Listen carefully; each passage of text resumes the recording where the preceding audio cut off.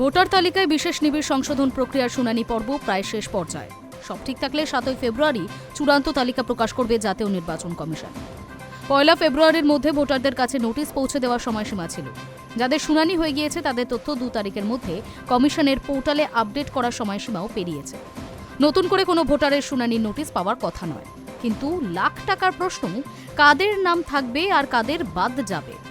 Commission সূত্রে জানা গিয়েছে, খসড়া তালিকায় নাম থাকা যে সমস্ত ভোটারদের কাছে শুনানির নোটিশ আসেনি তাদের নাম অটোমেটিকভাবে চূড়ান্ত তালিকায় থাকবে। যাদের নামে নোটিশ এসেছে তাদের নিয়েই যত ঝামেলা। জানা যাচ্ছে, শুনানির সময় কমিশনের নির্ধারণ করা 13টি নথির একটিও যারা জমা দিতে পারেনি তাদের নাম বাদ যাওয়ার সম্ভাবনা প্রবল।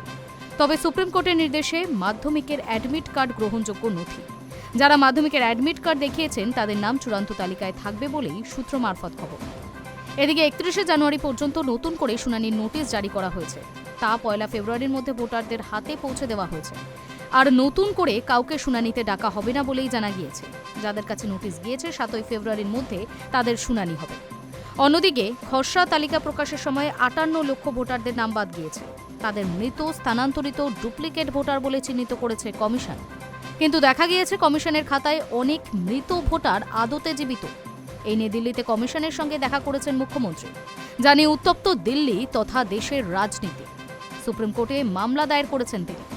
বাদ যাওয়া ভোটারদের পক্ষে দাঁড়িয়ে তার মন্তব্য, খুনের অভিযুক্ত কোনো ব্যক্তি আত্মপক্ষ সমর্থনের সুযোগ পান, কিন্তু 58 লক্ষ ভোটারের নাম বাদ দেওয়া হয়েছে তাদের কোনো কথা না শুনে।